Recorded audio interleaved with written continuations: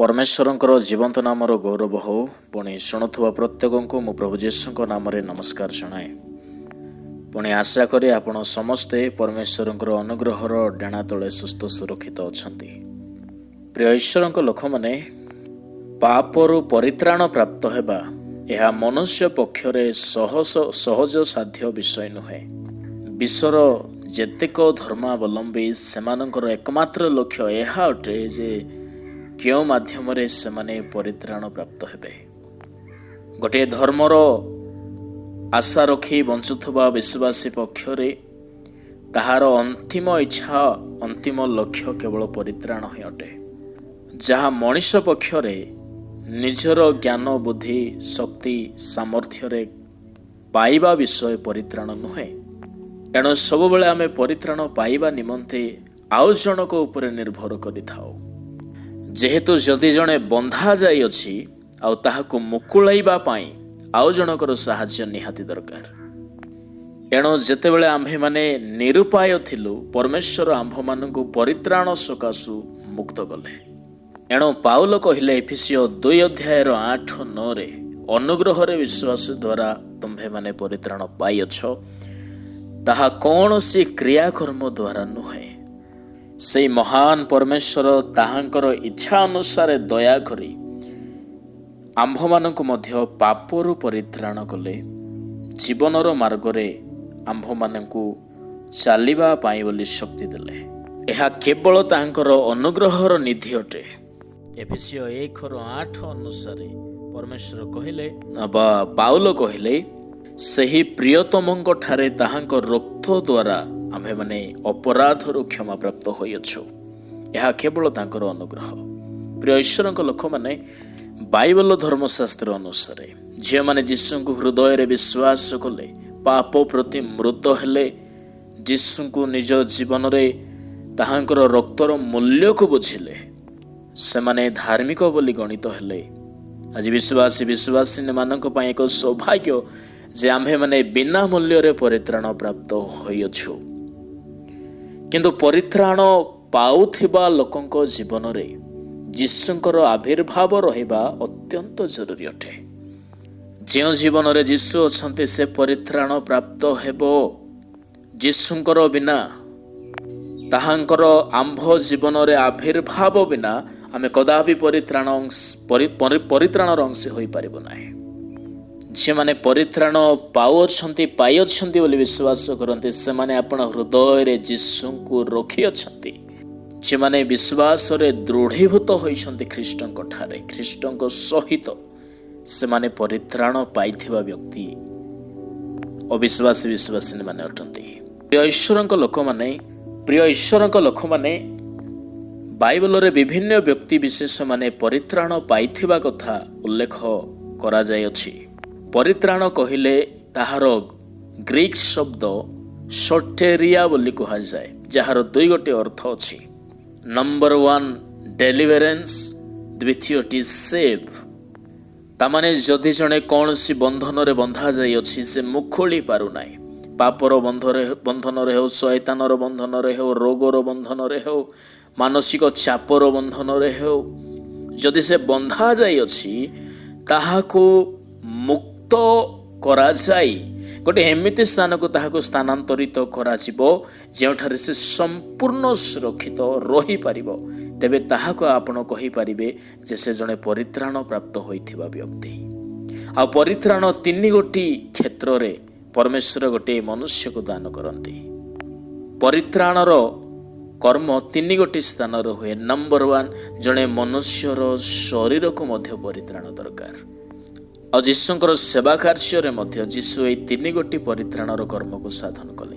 शरीर रे परित्राण रोगर बंधन रे जे माने बंधा जाइछंती जे माने शारीरिक भाव रे संपूर्ण दुर्बल जे माने अपना शरीर मध्य रे पवित्रता देखि पारु नाहंती शरीर कलुषित अवस्था रे अछि पापर प्रलोभन रे परिपूर्ण जदि शरीर हेकी अछि ताहाको तहिरु मुकुलाइबा मध्य गोटे परित्राणर कर्म अटे।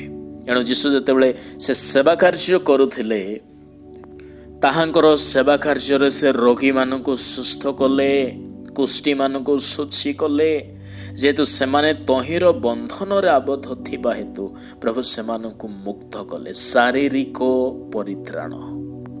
ଯେତେବେଳେ ଆଦମ ହବା ପାପ କଲେ, ସେମାନେ ଶରୀରରେ ଦଣ୍ଡ ଭୋଗିଲେ, ଶରୀରରେ ମଧ୍ୟ ଗୋଟେ ଅଭିଶାପ ଆସିଲା। ଏଣୁ ପରମେଶ୍ୱର ମଣିଷକୁ କହିଲେ, ତୁମେ ବ୍ୟଥାରେ ସନ୍ତାନ ପ୍ରସବ କରିବ। ଆଦି ପୁସ୍ତକ 3:17 ଅନୁସାରେ ପରମେଶ୍ୱର କହିଲେ, ତୁମେ କ୍ଲେଶରେ ତହିଁର ଭକ୍ଷ୍ୟ ପାଇବ, ଯାବଜୀବନ କ୍ଲେଶ ଭୋଗିବ। ଯେଉଁ ମୃତ୍ତିକାରୁ ତୁମେ ବାହାର ହେଲ, ତହିଁରେ ନ ମିଶିବା ପର୍ଯ୍ୟନ୍ତ ମୁଖର ଝାଳରେ ତୁମେ ଆହାର କରିବ। ଏଣୁ ଯେତେବେଳେ ଆଦମ ହବା ପାପ କଲେ, ସେମାନେ ଶାରୀରିକ ପବିତ୍ରତା ହରାଇଲେ। ଈଶ୍ୱରୀୟ ପ୍ରତିମୂର୍ତ୍ତି ସେମାନଙ୍କ ଠାରୁ ଦୂରବର୍ତ୍ତୀ ହେଲା। ଏଣୁ ଆପଣା ଶରୀର ମଧ୍ୟରେ ସେମାନେ କିଛି ପରିବର୍ତ୍ତନ ଥିବାର ଲକ୍ଷ୍ୟ କଲେ। ଶାରୀରିକ ଅମରତ୍ୱ ଲୋପ ପାଇଲା। ଶରୀର କ୍ଷୟ ପାଇବାକୁ ଆରମ୍ଭ କଲା। ଶରୀରରେ ଯନ୍ତ୍ରଣା ସେମାନେ ଭୋଗିଲେ। ଶରୀର ଅଭିଳାଷୀ ହେବାକୁ ଆରମ୍ଭ ହେଲା। ଶରୀର ମଧ୍ୟ ପାପର ବନ୍ଧନରେ ବନ୍ଧା ଯାଇଥାଏ, ଯାହାକୁ ମୁକୁଳିବା ପାଇଁ ପରିତ୍ରାଣର କର୍ମ ନିହାତି ଆବଶ୍ୟକ। ଏଣୁ ମୋ ପ୍ରିୟ ଈଶ୍ୱରଙ୍କ ଲୋକମାନେ, ବାଇବଲ ଧର୍ମଶାସ୍ତ୍ରରେ ଏକ ଅନ୍ତିମ ପରିତ୍ରାଣ କଥା ଉଲ୍ଲେଖ କରାଯାଏ। ପିତରଙ୍କର ପ୍ରଥମ ପତ୍ର 1:5 ଲେଖା ଅଛି, ଯେଉଁ ପରିତ୍ରାଣ ଶେଷ କାଳରେ ପ୍ରକାଶିତ ହେବା ପାଇଁ ପ୍ରସ୍ତୁତ ହୋଇଅଛି। ତାମାନେ ଅନ୍ତିମ କାଳରେ ଗୋଟିଏ ପରିତ୍ରାଣର କଥା ପ୍ରଭୁ ତାଙ୍କର ଲୋକମାନଙ୍କୁ ଦେବେ ବୋଲି ପ୍ରତୀକ୍ଷା କରିଛନ୍ତି। ତାହା ଶାରୀରିକ ପରିତ୍ରାଣ ଅଟେ। ଏ ମର୍ତ୍ତ ଦେହରେ ଆମ୍ଭେମାନେ ଶାରୀରିକ ଭାବରେ ପରିତ୍ରାଣ ପ୍ରାପ୍ତ ହୋଇନପାରୁ, କିନ୍ତୁ ଦିନ ଆସିବ ଏହି ଶରୀରରେ ଈଶ୍ୱରଙ୍କର ଗୌରବ ପ୍ରକାଶ ପାଇବ। ଫିଲିପିଓ 3:21 ଲେଖାଯାଏ, ଏ ଶରୀର ତାହାର ଛାର ଅବସ୍ଥାକୁ ତ୍ୟାଗ କରିବ। ଛାର ଶରୀର ରୂପାନ୍ତରିତ ହୋଇ ଈଶ୍ୱରଙ୍କର ଖ୍ରୀଷ୍ଟଙ୍କର ଗୌରବର ଶରୀର ସଦୃଶ୍ୟ ହେବ। ତାମାନେ ଶାରୀରିକ ପରିତ୍ରାଣ ଦରକାର। ଦ୍ୱିତୀୟଟି, ଜଣେ ବ୍ୟକ୍ତିର ମନରେ ମଧ୍ୟ ପରିତ୍ରାଣ ଦରକାର। କାହିଁକି ବାରମ୍ବାର ପ୍ରଚାର କରାଗଲା ମନ ପରିବର୍ତ୍ତନ କର? ଯେହେତୁ ସେ ମନ ଅପରିବର୍ତ୍ତିତ ହୋଇକି ଯଦି ରହିଅଛି, ତାମାନେ କୌଣସି ନା କୌଣସି ପ୍ରକାରର ମାନସିକ ବନ୍ଧନରେ ତାହା ଆବଦ୍ଧ ହୋଇଅଛି।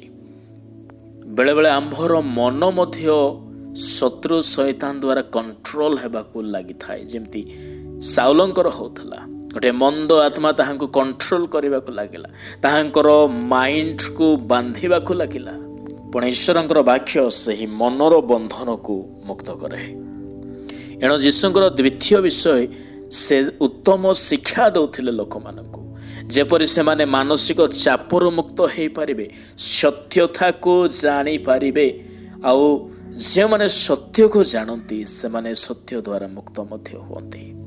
ଏଣୁ ଜହନ 8:32 ଲେଖାଯାଏ, ତୁମେମାନେ ସତ୍ୟ ଜ୍ଞାତ ହେବ, ଆଉ ସେ ସତ୍ୟ ତୁମମାନଙ୍କୁ ମୁକ୍ତ କରିବ। ତୃତୀୟ ପରିତ୍ରାଣ, ଜଣେ ମନୁଷ୍ୟର ଆତ୍ମାରେ ପରିତ୍ରାଣ।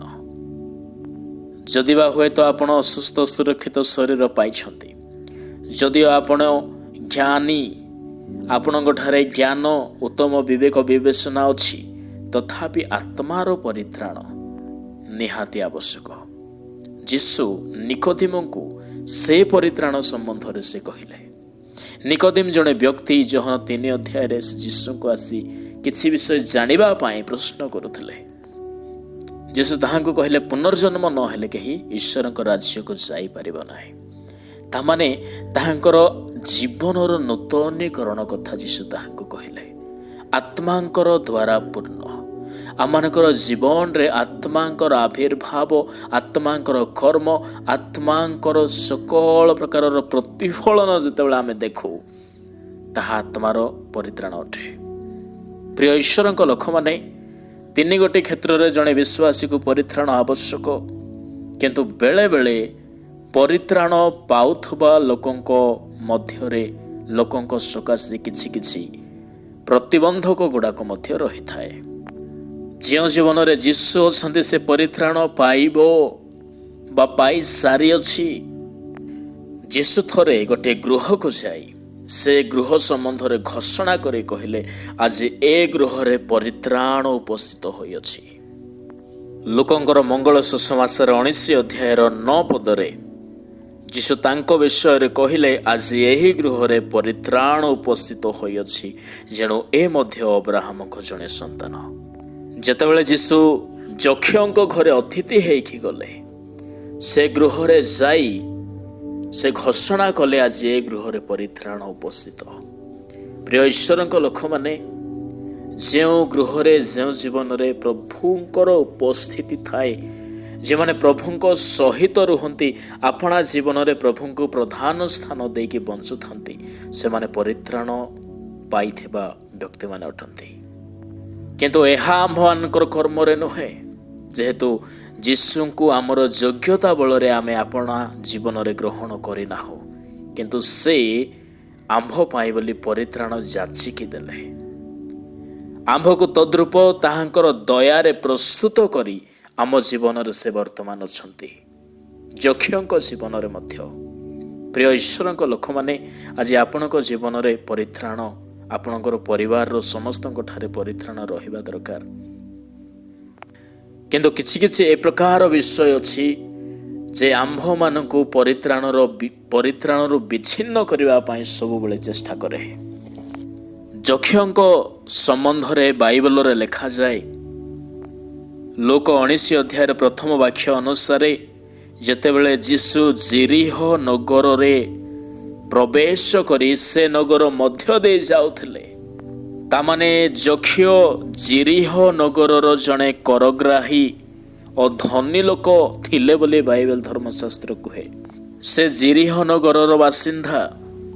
ଜିରିହ ନଗର ସମ୍ବନ୍ଧରେ ବାଇବେଲ ଧର୍ମଶାସ୍ତ୍ରରେ ଲେଖାଯାଏ, ପୁରାତନ ନିୟମ ଯୀହୋଶୁଆଙ୍କର ପୁସ୍ତକ ଅନୁସାରେ ଜିରିହ ନଗର ଏକ ସମ୍ପୂର୍ଣ୍ଣ ପାପମୟ ନଗର ଥିଲା। ଏହା ପ୍ରାଚୀନ ଜିରିହ। ଯେତେବେଳେ ଇସ୍ରାଏଲୀୟ ଲୋକମାନେ ମିଶର ଦେଶରୁ ବାହାରି କିଣାନ ଅଭିମୁଖେ ଯାତ୍ରା କରୁଥିଲେ, ସେମାନଙ୍କୁ ପ୍ରଥମରେ ଜିରିହ ବିରୁଦ୍ଧରେ ଲଢ଼ିବାକୁ ପଡ଼ିଥିଲା। ଏହି ଜିରିହ ନଗର ସମ୍ବନ୍ଧରେ ପରମେଶ୍ୱରଙ୍କର ମହାକ୍ରୋଧର ବିଷୟ ବାଇବଲରେ ଉଲ୍ଲେଖ କରାଯାଏ। ଜିରିହ ନଗର ଏକ ଏ ପ୍ରକାର ନଗର ଯେଉଁଠାରେ କୌଣସି ବ୍ୟକ୍ତି ମଧ୍ୟ ପାପ ନ କରିକି ରହୁନଥିଲେ। ଏମିତିକି ସେ ନଗରର କାନ୍ଥ ଉପରେ ରହୁଥିବା ଲୋକ ମଧ୍ୟ ପାପରେ ପୂର୍ଣ୍ଣ ଥିବ। ସେ ନଗର ଚତୁଃପାର୍ଶ୍ୱରେ ବୃହତ୍କାୟ ପ୍ରାଚୀର ହେତୁ ସେମାନେ ପ୍ରାଚୀର ମଧ୍ୟରେ ରହିକି ପାପ କରୁଥିଲେ। ଏ ନଗର ବିରୁଦ୍ଧରେ ପରମେଶ୍ୱରଙ୍କର ଏ ପ୍ରକାର ବାକ୍ୟ ଆମମାନେ ଦେଖୁ। ଯେତେବେଳେ ଯୀହୋଶୁଆଙ୍କୁ ପ୍ରଭୁ କହିଲେ, ଜିରିହ ନଗର ବିରୁଦ୍ଧରେ ଯାଅ, ଆଉ ଯଦି ଜୟଯୁକ୍ତ ହବ ବା ଯେବେ ଜୟଯୁକ୍ତ ହବ, ଯୀହୋଶୁଆଙ୍କୁ ସଦାପ୍ରଭୁଙ୍କର ଏ ପ୍ରକାର ଆଦେଶ ଥିଲା ଯେ କେହି ଉଠି ପୁନର୍ବାର ସେହି ଜିରିହ ନଗରକୁ ନିର୍ମାଣ କରେ, ସେ ସଦାପ୍ରଭୁଙ୍କ ସାକ୍ଷାତରେ ଶାପଗ୍ରସ୍ତ ହେବ। ସେ ଆପଣା ଜ୍ୟେଷ୍ଠ ପୁତ୍ରର ମୃତ୍ୟୁ ସହିତ ତହିଁର ଭିତ୍ତିମୂଳ ସ୍ଥାପନ କରିବ ଓ ଆପଣା କନିଷ୍ଠ ପୁତ୍ରର ମୃତ୍ୟୁ ସହିତ ତାହାର ଦ୍ୱାରମାନ ସ୍ଥାପନ କରିବ। ଯୀହୋଶୁଆ ତହିଁର 6 ଅଧ୍ୟାୟର 26 ପଦ। ତାମାନେ ଯାହା ଜିରିହ ନଗର ସମ୍ବନ୍ଧରେ କୁହାଯାଏ, ତାହାକୁ ଯିଏ ନିର୍ମାଣ କରିବ ସେ ଶ୍ରାପିତ ହେବ।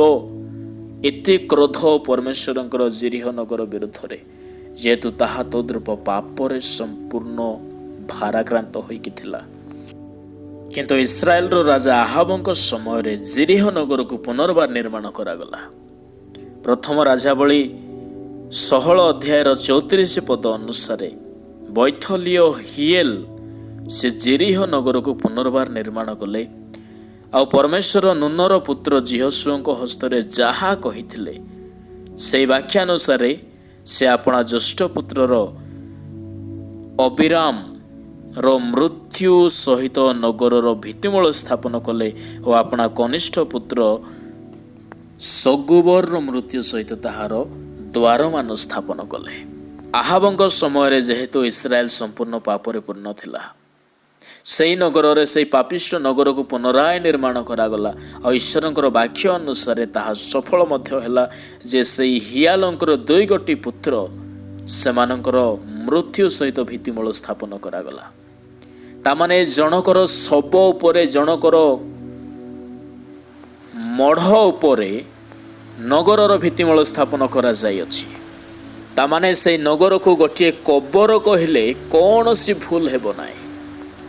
ଶବ ଉପରେ ଯାହା ନିର୍ମିତ ହୁଏ, ଯେଉଁ ଗୃହ ବା ଯେଉଁ ନଗର, ତାହାକୁ ଗୋଟିଏ କବରସ୍ଥଳ ବୋଲି କୁହାଯିବ। ଆଜି ଭାରତବର୍ଷରେ ଯେଉଁ ତାଜମହଲ ଆମେ ଦେଖୁ, ତାହା ଜଣକର ସମାଧି ଅଟେ। ଆଉ ସମାଧି ମଧ୍ୟରେ ଯାହା ସବୁ ଥାଏ, ସେ ସକଳ ବିଷୟ ଅସୁଚି। ମୁଁ ତାଜମହଲକୁ ଅସୁଚି ବୋଲି କହୁନାହିଁ, କିନ୍ତୁ ଜିରିହ ନଗର, ତଦ୍ରୂପ ନଗର, ପୁରାତନ ଜଗତର ପ୍ରାଚୀନ ଜିରିହ, ତାହା ସମାଧି ତୁଲ୍ୟ। ପ୍ରିୟ ଈଶ୍ୱରଙ୍କ ଲୋକମାନେ, ତାହା ପୁନର୍ବାର ନିର୍ମିତ କରାଗଲା। ଆଉ ସେହି ନଗରରେ ଯକ୍ଷ ନିବାସ କରୁଛନ୍ତି।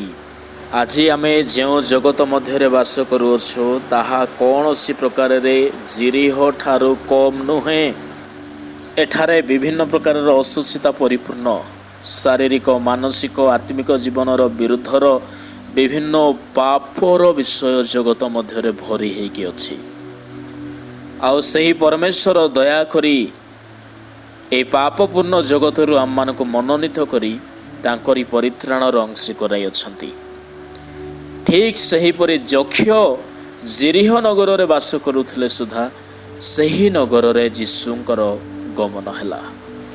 ତାମାନେ ଯେଉଁ ଜଗତରେ ଆମେ ଅଛୁ, ତାହା ପାପରେ ଯଦିବା ପରିପୂର୍ଣ୍ଣ, ଯଦିବା ଆମମାନଙ୍କର ଚତୁଃପାର୍ଶ୍ୱ ଅଧର୍ମ ଈଶ୍ୱରଙ୍କର ବିରୋଧୀ ସଦୃଶ୍ୟ ହେଇକି ଅଛି, ତଥାପି ଯଦି ଆମମାନଙ୍କ ଜୀବନରେ ପ୍ରଭୁଙ୍କର ଉପସ୍ଥିତି ଅଛି, ପ୍ରଭୁ ଅଛନ୍ତି, ତେବେ ନିଶ୍ଚିତ ଭାବରେ ଆମମାନେ ପରିତ୍ରାଣର ଅଂଶୀ ହୋଇପାରିବା। କିନ୍ତୁ ଶୟତାନର ଗୋଟିଏ ଯୋଜନା ଥାଏ ଯେ କୌଣସି ବିଶ୍ୱାସୀ ପରିତ୍ରାଣ ନ ପାଆନ୍ତୁ। ଏଥିପାଇଁ ତାହାର ଯୋଜନା ସବୁବେଳେ ସେ ବିଶ୍ୱାସୀମାନଙ୍କର ପଛରେ ଲଗାଇଥାଏ। ଆଜି ଅନେକ ଅଛନ୍ତି, ପାଳକ ଥାଇ, ମଣ୍ଡଳୀ ଥାଇ, ଧର୍ମଶାସ୍ତ୍ର ଥାଇ, କାହିଁକି ପରିତ୍ରାଣରୁ ବିଚ୍ଛିନ୍ନ ହେଉଛନ୍ତି? କାହିଁକି ସେମାନେ ଈଶ୍ୱରଙ୍କର ବିଶ୍ରାମରୁ ବିଚ୍ଛିନ୍ନ ହେଉଛନ୍ତି? ଯେଉଁମାନଙ୍କୁ ବାରମ୍ବାର ପରାମର୍ଶ ଦିଆଗଲେ ମଧ୍ୟ ଜୀବନ କାହିଁକି ପରିବର୍ତ୍ତନ ହେଉନାହିଁ?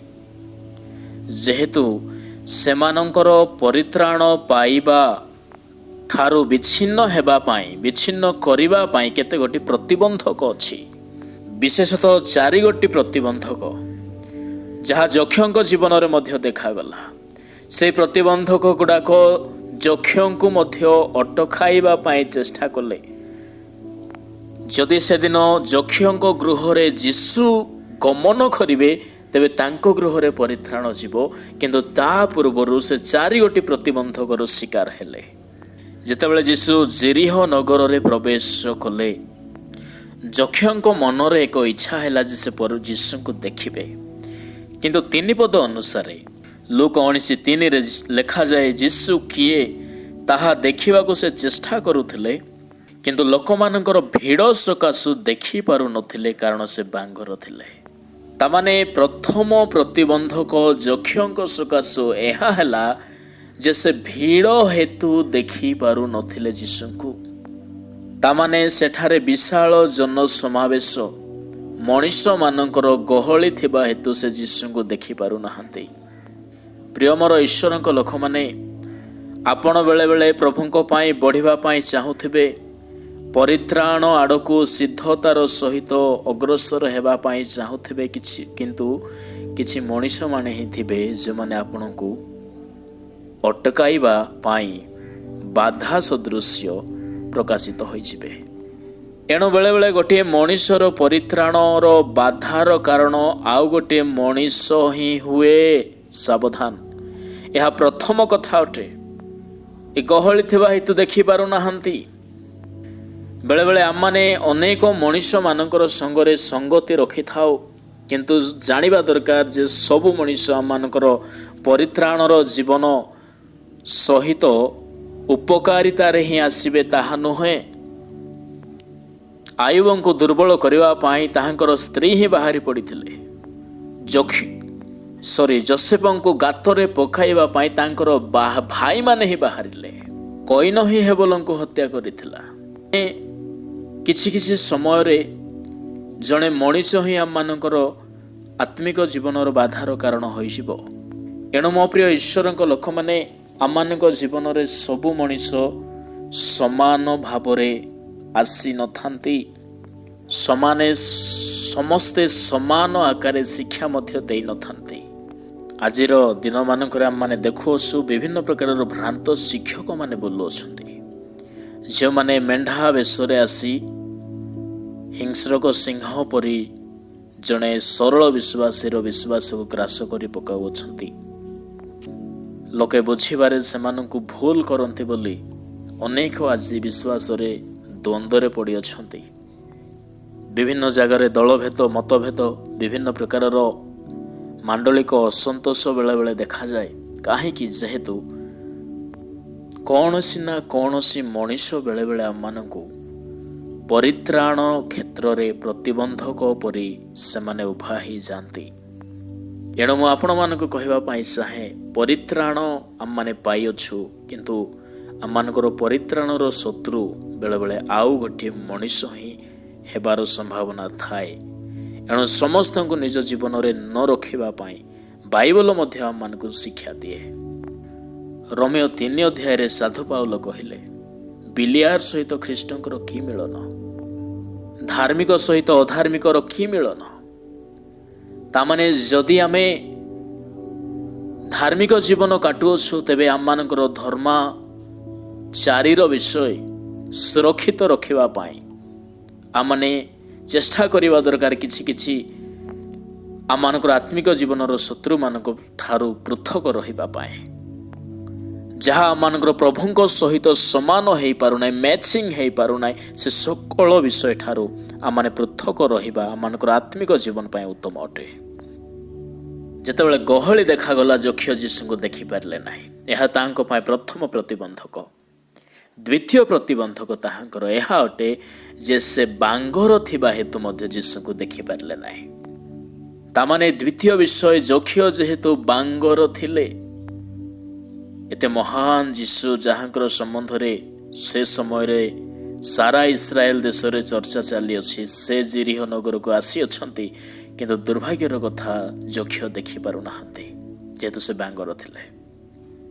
ସେଦିନ ଯକ୍ଷ ନିଜର ଶରୀରକୁ ଦେଖି ଟିକେ ଅସନ୍ତୁଷ୍ଟ ହୋଇଥିବେ, ଭାବିଥିବେ ମୁଁ ଟିକେ ଲମ୍ବା ହେଲେ କାହିଁକି ହେଲି ନାହିଁ, ଏ ଶରୀର ମୋତେ ଏତିକିରେ ହିଁ କାହିଁକି ରଖିଲା।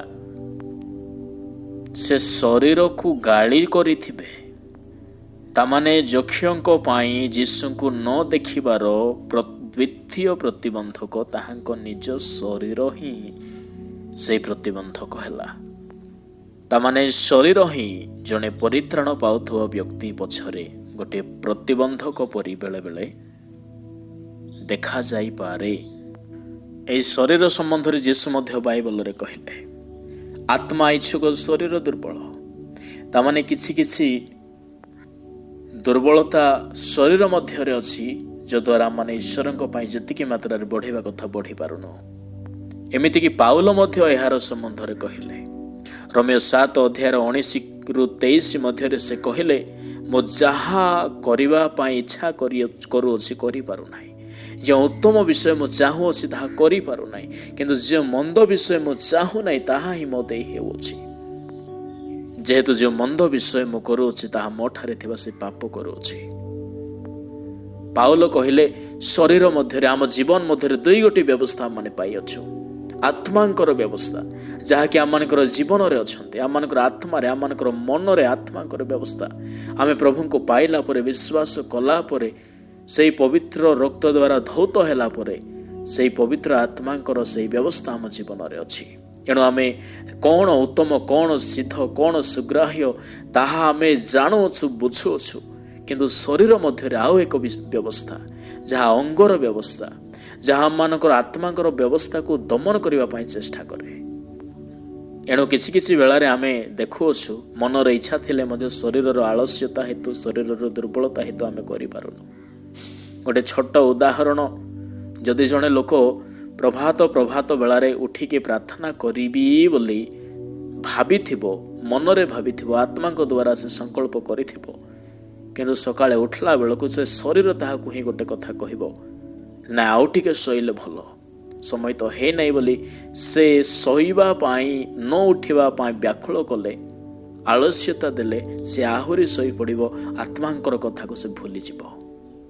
ତାମାନେ ମୁଁ ଆପଣମାନଙ୍କୁ କହିବା ପାଇଁ ଚାହେଁ, ଶରୀରର ବ୍ୟବସ୍ଥା ଆମମାନଙ୍କର ଆତ୍ମିକ ଜୀବନକୁ ଦମନ କରିବା ପାଇଁ ଚେଷ୍ଟା କରେ। ଏଣୁ ସେହି ପାଉଲ ହିଁ 1 କରନ୍ତି 9:27 ସେ କହିଲେ, ଅନ୍ୟମାନଙ୍କ ନିକଟରେ ପ୍ରଚାର କରି କାଳେ ମୁଁ ନିଜେ କୌଣସି ପ୍ରକାର ଅଗ୍ରାହ୍ୟ ହୁଏ, ଏଥିପାଇଁ ମୋହର ନିଜ ଶରୀରକୁ କଷ୍ଟ ଦେଇ ବଶରେ ଦାସ କରି ରଖୁଅଛି। ଗାଲାତି 2:20 ଅନୁସାରେ ସେ କହିଲେ, ମୁଁ ଖ୍ରୀଷ୍ଟଙ୍କ ସହିତ କ୍ରୁଶରେ ହତ ହୋଇଅଛି। ଏ ଶାରୀରିକ ଆଳସ୍ୟତା, ଶାରୀରିକ ପାପର ବିଷୟକୁ ଖ୍ରୀଷ୍ଟଙ୍କ କ୍ରୁଶ ମାଧ୍ୟମରେ ଆମମାନେ ତାହାକୁ ନାଶ କରିବା ଦରକାର। ଯେହେତୁ ଯେ ମରିଅଛି ସେ ପାପରୁ ମୁକ୍ତ ହୋଇଅଛି। ଆଜି ଅନେକ ଅଛନ୍ତି ଯେଉଁମାନେ ଶରୀରର ଦୁର୍ବଳତାରେ ଶରୀରର ବଶର ଅଧୀନରେ ପଡ଼ି ଆତ୍ମିକ ଜୀବନ ହରାଉଛନ୍ତି। ପ୍ରିୟ ଈଶ୍ୱରଙ୍କ ଲୋକମାନେ, ମୁଁ ଆପଣମାନଙ୍କୁ କହିବା ପାଇଁ ଚାହେଁ, ଶରୀର ଆପଣଙ୍କର ଅଟେ। ଏଣୁ ଶରୀର ଅନୁସାରେ ଆପଣ ପରିଚାଳିତ ନ ହୋଇ ଆପଣଙ୍କର ଅନୁସାରେ ଶରୀରକୁ ବ୍ୟବହାର କରିବା ପାଇଁ ଚେଷ୍ଟା କରିବେ। ଯେହେତୁ ପ୍ରଭୁ ଚାହାନ୍ତି ଆମ୍ଭମାନଙ୍କର ଶରୀର ସଜୀବ ପବିତ୍ର ହଉ, ଆଉ ଏହା ଈଶ୍ୱରଙ୍କର ଗୋଟେ ଯୁକ୍ତିଯୁକ୍ତ ଉପାସନା। ଆମେ ତ କେବଳ ମୁଖରେ ଉପାସନା କରୁ, ଆମମାନେ ଭଲ ସ୍ୱରରେ ଉପାସନା କରୁ, କିନ୍ତୁ ପ୍ରଭୁ ଚାହାନ୍ତି ଶରୀରରେ ତାହାଙ୍କର ଗୌରବ ପ୍ରଶଂସା ସାଧନ କର। 1 କରନ୍ତି 6:20 ତୁମ୍ଭେମାନେ ବିଶେଷ ମୂଲ୍ୟରେ କିଣା ଯାଇଅଛ, ଏଣୁ ଶରୀରରେ ଈଶ୍ୱରଙ୍କର ଗୌରବକୁ ପ୍ରକାଶ କର। ଶରୀର ଈଶ୍ୱରଙ୍କ ପାଇଁ ବ୍ୟବହୃତ ହଉ। ଶାରୀରିକ ମନ୍ଦ ଅଭ୍ୟାସ, ଶାରୀରିକ ମନ୍ଦ ଆଳସ୍ୟପୂର୍ଣ୍ଣ ପ୍ରଲୋଭନ ଗୁଡ଼ାକ ତାହା ଆମମାନଙ୍କ ଠାରୁ ଦୂରୀକୃତ ହଉ। ଶାରୀରିକ କୁପ୍ରବୃତ୍ତି ଆମମାନଙ୍କର ଦେହରୁ ଦୂରୀକୃତ ହଉ, ଯେହେତୁ ତାହା ଏକ ପରିତ୍ରାଣ ପାଉଥିବା ବିଶ୍ୱାସୀ ପକ୍ଷରେ ଏକ ବାଧା ଅଟେ। ଯକ୍ଷ ତାହା ଅନୁଭବ କଲେ, କିନ୍ତୁ ସେ ହାର ମାନିଲେ ନାହିଁ। ପ୍ରଥମରେ ସେ ଗହଳିର ଶିକାର ହେଲେ, ଦେଖିପାରିଲେ ନାହିଁ। ଦ୍ୱିତୀୟରେ ନିଜର ଶରୀରରେ ସେ ବାଙ୍ଗର ଥିବା ହେତୁ ସେ ଦେଖିପାରିଲେ ନାହିଁ। କିନ୍ତୁ ଏଥିରେ ସେ ହାର ନ ମାନି ସେ ଗୋଟିଏ ଡିମିରି ଗଛ ଉପରକୁ ଚଢ଼ିଗଲେ। ମୁଁ ଆପଣମାନଙ୍କୁ କହିବା ପାଇଁ ଚାହେଁ, ଜୀବନରେ ଅନେକ ବାଧା ଅଛି, କିନ୍ତୁ ଆପଣ ସେ ବାଧାରୁ ଅତିକ୍ରମ କରିବା ପାଇଁ ଯଦି ପ୍ରୟାସ କରୁଛନ୍ତି, ପ୍ରଭୁ ଆପଣଙ୍କର ପ୍ରୟାସରେ ଆଶୀର୍ବାଦ କରିବେ। ଯକ୍ଷ ଗଛରେ ଚଢ଼ି ସାରିଥିଲେ, କିନ୍ତୁ ଏକଥା ଯୀଶୁଙ୍କୁ କେହି ନ କହିଥିଲେ ମଧ୍ୟ ଯୀଶୁ ନିଜେ ଜାଣିପାରିଲେ। ଆପଣ ଯଦି ପ୍ରଭୁଙ୍କ ପାଇଁ ବ୍ୟାକୁଳ ହେଉଛନ୍ତି, ପ୍ରଭୁ ଆପଣଙ୍କ ସମ୍ବନ୍ଧରେ ଜ୍ଞାତ ଅଟନ୍ତି। ଆଉ ଯୀଶୁଙ୍କର ସେହି ବାଟ ଦେଇ ଯିବାର ଥିବା ହେତୁ 5 ପଦରେ ଗଛ ଉପରକୁ ଯୀଶୁ ଯକ୍ଷଙ୍କୁ ଚାହିଁ ତାହାଙ୍କୁ କହିଲେ, ଯକ୍ଷ ଶୀଘ୍ର ଓହ୍ଲାଇ ଆସ, କାରଣ ଆଜି ମୋତେ ଅବଶ୍ୟ ତୁମ୍ଭ ଘରେ ରହିବାକୁ ହବ। କି ସୌଭାଗ୍ୟ ଯକ୍ଷଙ୍କ ଜୀବନ! ଯାହାଙ୍କୁ ଦେଖିବା ପାଇଁ ଯକ୍ଷ ବ୍ୟାକୁଳ ହେଉଥିଲେ, ଏବେ ଯୀଶୁ ନିଜେ ତାହାଙ୍କୁ ତାହାଙ୍କ ଘରକୁ ଯିବା ପାଇଁ ବୋଲି ଯକ୍ଷଙ୍କୁ କହିଲେ। ଆଉ ଯୀଶୁ ଯଦି ଯକ୍ଷଙ୍କ ଗୃହକୁ ଯିବେ, ସେ ଗୃହରେ ଗୋଟିଏ ପରିତ୍ରାଣ ଯିବ। ଯୀଶୁ ସେଦିନ ଯକ୍ଷଙ୍କୁ ପରିତ୍ରାଣ ଯାଚିକି ଦେଲେ। ଯୀଶୁ କହିଲେ, ମୋତେ ତୁମ୍ଭ ଘରେ ଅବଶ୍ୟ ରହିବାକୁ ହବ। ପ୍ରିୟ ଈଶ୍ୱରଙ୍କ ଲୋକମାନେ, ମଣିଷର କର୍ମ ବା ସିଦ୍ଧତା ପୁଣ୍ୟତାରେ ପରିତ୍ରାଣ ନାହିଁ। ଆମମାନଙ୍କର ଏପରି ଯୋଗ୍ୟ ହିଁ ନାହିଁ ଯେ ଆମେ ପରିତ୍ରାଣ ପାଇପାରିବୁ। ପ୍ରଭୁ ତାହା ଯାଚିକି ଦିଅନ୍ତି। 6 ପଦ ଅନୁସାରେ ସେ ଶୀଘ୍ର ଓହ୍ଲାଇ ଆସି ଆନନ୍ଦରେ ତାହାଙ୍କର ଆତିଥ୍ୟ କଲେ। ଯୀଶୁଙ୍କୁ ସେ ଗ୍ରହଣ କଲେ, ଆତିଥ୍ୟ କଲେ। ଆଉ ଏମିତି ବେଳାରେ ତୃତୀୟ ପ୍ରତିବନ୍ଧକ ଦେଖାଗଲା। 7 ପଦରେ ଲେଖାଯାଏ, ତାହା ଦେଖି ସମସ୍ତେ ବଚସା କରି କହିବାକୁ ଲାଗିଲେ, ଜଣେ ପାପୀ ଲୋକ ଘରେ ଯୀଶୁ ରହିବାକୁ ଗଲେଣି। ତାମାନେ ତୃତୀୟ ପ୍ରତିବନ୍ଧକ ଜଣେ ପରିତ୍ରାଣ ପାଉଥିବା ଲୋକଙ୍କ ପାଇଁ ଏହା ଅଟେ ଯେ ସମାଜର ବଚସା, ନିନ୍ଦା, ଅପମାନ, ତାଡ଼ନା। ଯୀଶୁ ଇଚ୍ଛା କଲେ ଯକ୍ଷଙ୍କ ଗୃହରେ ରହିବା ପାଇଁ, ଯକ୍ଷ ଆନନ୍ଦରେ ତାହାଙ୍କୁ ଧରିକି ନେଉଥିବା ବେଳେ ଯୀଶୁଙ୍କ ପାଖରେ ହିଁ ଯକ୍ଷଙ୍କ ସମ୍ବନ୍ଧରେ କୁହାଯାଉଅଛି ସେ ଜଣେ ପାପୀ। ଏତେ ଗହଳି ମଧ୍ୟରେ ଯକ୍ଷଙ୍କୁ ଲୋକେ ବଚସା କରି କହିବାକୁ ଲାଗିଲେ ସେ ପାପୀ। ତାମାନେ ପାପୀ ଶବ୍ଦ ଶୁଣିଲା ପରେ ଯକ୍ଷ କ'ଣ ଖୁସି ହେଇଥିବେ କି? ନା, ତାଙ୍କର ଅନ୍ତରକୁ ବାଧିଥିବ। ବେଳେବେଳେ ସମାଜର ଅନେକ ନିନ୍ଦା ଅଛି ଆମମାନଙ୍କ ଜୀବନରେ। ପ୍ରଭୁଙ୍କ ସଙ୍ଗରେ ଯକ୍ଷ ଚାଲୁଛନ୍ତି ନିଜର ଗୃହକୁ, କିନ୍ତୁ ପ୍ରତିବନ୍ଧକ ଅଛି। ବିଶ୍ୱାସୀ ମାନଙ୍କର ଜୀବନରେ କ୍ଲେଶର କଥା ବାଇବଲରେ ଲେଖା ଅଛି, କିନ୍ତୁ ପ୍ରଭୁ କହିଲେ ତୁମମାନେ ସାହସ ଧର, ମୁଁ ଜଗତକୁ ଜୟ କରିଅଛି। ଖ୍ରୀଷ୍ଟିଆନିଟିର ଆରମ୍ଭରୁ ଆଜି ପର୍ଯ୍ୟନ୍ତ ବିଭିନ୍ନ କ୍ଲେଶର କଥା ମାନେ ଇତିହାସ ଅନୁସାରେ ଶୁଣି ଆସିଅଛୁ, ଜାଣି ଆସିଅଛୁ, ପଢ଼ିଅଛୁ। ମଣ୍ଡଳୀ କୌଣସି ସହଜରେ ବୃଦ୍ଧି ପାଇନଥିଲା। ସେଥିପାଇଁ ଅନେକ ସାଧୁସନ୍ଥ ମାନଙ୍କର ବଳିଦାନ, ସେମାନଙ୍କର ତ୍ୟାଗପୂର୍ଣ୍ଣ ଜୀବନ ରହିଅଛି। ତାମାନେ ଖ୍ରୀଷ୍ଟିଆନ ଜୀବନ ପାଇଁ ଅନେକ ପ୍ରତିବନ୍ଧକ ଅଛି, ତାଡ଼ନା ଅଛି, ଅପମାନ ଅଛି। କିଛି ଲୋକ ନୂଆ କରି ପରିବର୍ତ୍ତନ ହୋଇଥିବେ, ସେମାନଙ୍କ ପ୍ରତି ମଧ୍ୟ ତାଡ଼ନା ବେଳେବେଳେ ଆସେ। ଇସ୍ରାଏଲ ଦେଶରେ କରଗ୍ରାହୀ ମାନଙ୍କୁ ପାପୀ ପାପୀ ବୋଲି ତୁଚ୍ଛ କରାଯାଉଥିଲା। ଯେହେତୁ ନିଜର ଜୀବନ ଜୀବିକା ସକାଶେ ବୋଲି ସେମାନେ ରୋମିଓ ସରକାରଙ୍କର ଅଧୀନରେ ରହି ସରକାରୀ କର୍ମଚାରୀ ଭାବରେ ସେମାନେ କର୍ମ କରୁଥିଲେ, ଯାହାକୁ ଜିହୁଦୀ ମାନେ ଘୃଣା କରୁଥିଲେ। ସେମାନଙ୍କୁ ପାପୀ ବୋଲି ଆଖ୍ୟା ଦିଆଯାଉଥିଲା, ଅଧର୍ମାଚାରୀ ବୋଲି ଆଖ୍ୟା ଦିଆଯାଉଥିଲା। କିନ୍ତୁ ଯୀଶୁ ଯେତେବେଳେ ଯକ୍ଷଙ୍କ ଗୃହକୁ ଯାଉଛନ୍ତି, ଯକ୍ଷ କି ଶ୍ରଦ୍ଧାରେ ତାହାଙ୍କୁ ଗ୍ରହଣ କଲେ, କିନ୍ତୁ ଲୋକେ ସେହି ସ୍ଥାନରେ ମଧ୍ୟ ତାହାଙ୍କୁ ତୁଚ୍ଛ କଲେ। ପ୍ରିୟ ଈଶ୍ୱରଙ୍କ ଲୋକମାନେ, ବେଳେବେଳେ ଆମମାନେ ମଧ୍ୟ ସେ ପ୍ରକାର ପରିସ୍ଥିତିର ସମ୍ମୁଖୀନ ହଉ। ଯଦି ଆମେ ଚାହୁଁ, ଆମେ ଜୀବନରେ ହୁଏତ ବହୁତ କିଛି ଭୁଲ ପାପ ଅଧର୍ମରେ ଥିଲୁ, କିନ୍ତୁ ପରିବର୍ତ୍ତନ ହେବାର ମନ ଯେତେବେଳେ ଆମମାନଙ୍କ ଠାରେ ଆସେ, ଆମେ ଯେତେବେଳେ ଅନୁତାପ କରୁ, ସେତେବେଳେ ମଧ୍ୟ ଲୋକେ କହନ୍ତି ଆମେ ବର୍ଷ ବର୍ଷ ଧରି ତ ତାହାକୁ ଦେଖିଅଛୁ, ସେ ଏମିତି ଥିଲା, ଏବେ ଧାର୍ମିକ ହେଇଗଲା କି? ଏ ପ୍ରକାର ନିନ୍ଦା କଥା ମଧ୍ୟ ଲୋକେ କହନ୍ତି। କିନ୍ତୁ ମୁଁ ଆପଣମାନଙ୍କୁ କହିବା ପାଇଁ ଚାହେଁ, ପ୍ରଭୁ ଅଧାର୍ମିକ ଲୋକମାନଙ୍କୁ ମୁକ୍ତ କରିବା ପାଇଁ ବୋଲି ଜଗତ ମଧ୍ୟରେ ଆସିଲେ। ପିତର ପୁସ୍ତକରେ 4 ଅଧ୍ୟାୟର 13 ପଦରେ ପିତର ମଣ୍ଡଳୀର ଲୋକମାନଙ୍କୁ କହିଲେ, ଯେଉଁ ପରିମାଣରେ ତୁମମାନେ ଖ୍ରୀଷ୍ଟଙ୍କ ଦୁଃଖ ଭୋଗର ସହଭାଗୀ ହୋଇଅଛ, ଦିନ ଆସିବ ପ୍ରଭୁଙ୍କର ମହିମା ପ୍ରକାଶିତ ହେବା ସମୟରେ ସେ ତୁମମାନଙ୍କୁ ମହାନନ୍ଦରେ ଆନନ୍ଦିତ କରିବେ। ଯେତେବେଳେ ଯକ୍ଷଙ୍କୁ ମଧ୍ୟ ନିନ୍ଦା କରାଗଲା, ପାପୀ ବୋଲି ଡକାଗଲା, ଯକ୍ଷ ଗୋଟିଏ କର୍ମ କଲେ। ଯେଉଁମାନେ ତାହାଙ୍କୁ ପାପୀ ବୋଲି କହୁଥିଲେ, ସେମାନଙ୍କୁ କୌଣସି ପ୍ରତିବାଦ କରିନାହାନ୍ତି, ପ୍ରତ୍ୟୁତ୍ତର ଦେଇନାହାନ୍ତି। କିନ୍ତୁ ସେ ନିଜର ଆପଣା ଜୀବନର କଥା ଯୀଶୁଙ୍କୁ ଜଣାଇଲେ।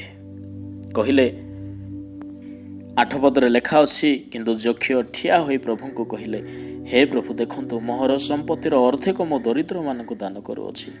ଆଉ ଯଦି ଅନ୍ୟାୟରେ କାହାରି ଠାରୁ କିଛି ନେଇଥାଏ, ତେବେ 4 ଗୁଣରେ ତାହା ଫେରାଇ ଦେଉଅଛି। ତାମାନେ ତାଙ୍କ ଜୀବନରେ ମଧ୍ୟ କିଛି ଭଲ ବିଷୟ ଥିଲା, କିଛି ଖରାପ ମଧ୍ୟ ଥିଲା। ସେ 4 ଗୁଣରେ ଫେରାଉଛନ୍ତି। ଆଉ ଯଦି ସେ ନିଜେ କହିଲେ ଅନ୍ୟାୟରେ, ତାମାନେ ସେ ଅନ୍ୟାୟ ସୁଦ୍ଧା କରିଥିଲେ।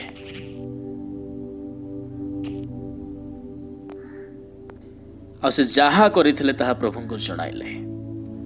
ଯେଉଁମାନେ ତାହାଙ୍କୁ ନିନ୍ଦା କରୁଥିଲେ, ତାହାଙ୍କୁ କିଛି ନ କହି ଆପଣା ଜୀବନର କଥା ପ୍ରଭୁଙ୍କୁ କହିଲେ। ଏଣୁ ମୁଁ ଆପଣମାନଙ୍କୁ ମଧ୍ୟ କହିବା ପାଇଁ ଚାହେଁ, ଯେତେବେଳେ ଆପଣ ପରୀକ୍ଷାର ସମ୍ମୁଖୀନ ହେଉଛନ୍ତି, ଯେତେବେଳେ କୌଣସି ସାମାଜିକ ବିପଦରେ ପଡ଼ୁଛନ୍ତି, ଆପଣଙ୍କର ସମସ୍ୟାକୁ ପ୍ରଭୁଙ୍କୁ ଜଣାନ୍ତୁ। ଯେହେତୁ ସେ ବୁଝିବା ପରମେଶ୍ୱର, ସେ ଜାଣନ୍ତି ଆମମାନଙ୍କ ଜୀବନରେ କ'ଣ ଘଟୁଅଛି। ଯଦି ଆମେ ପ୍ରଭୁଙ୍କୁ କହୁ, ପ୍ରଭୁ ନିଶ୍ଚିତ ଭାବରେ ଆମ୍ଭର ରୋଗ ଉପରେ କର୍ଣ୍ଣପାତ କରିବେ। ସେଇ 3 ପ୍ରତିବନ୍ଧକର ଶିକାର ହେଲେ। ଲୋକମାନଙ୍କର ଗହଳି, ଆପଣା ଶରୀର, ତୃତୀୟରେ ସେ ସମାଜର ନିନ୍ଦା ଏବଂ ଅପମାନର ମଧ୍ୟ ସମ୍ମୁଖୀନ ହେଲେ। କିନ୍ତୁ ସେ ଭାଙ୍ଗି ପଡ଼ିନାହାନ୍ତି। ଜୀବନର ସବୁ କଥା ପ୍ରଭୁଙ୍କୁ ଜଣାଇଲେ। ସେ କହିଲେ, ମୁଁ 4 ଗୁଣରେ ଫେରାଉଅଛି। ତାମାନେ ସେ ପରିବର୍ତ୍ତନ ହୋଇଛନ୍ତି। आमको बुझाक हम बेले बेले जहाँ को आम अपमान करूँ आमठार भल जीवन ताहार होते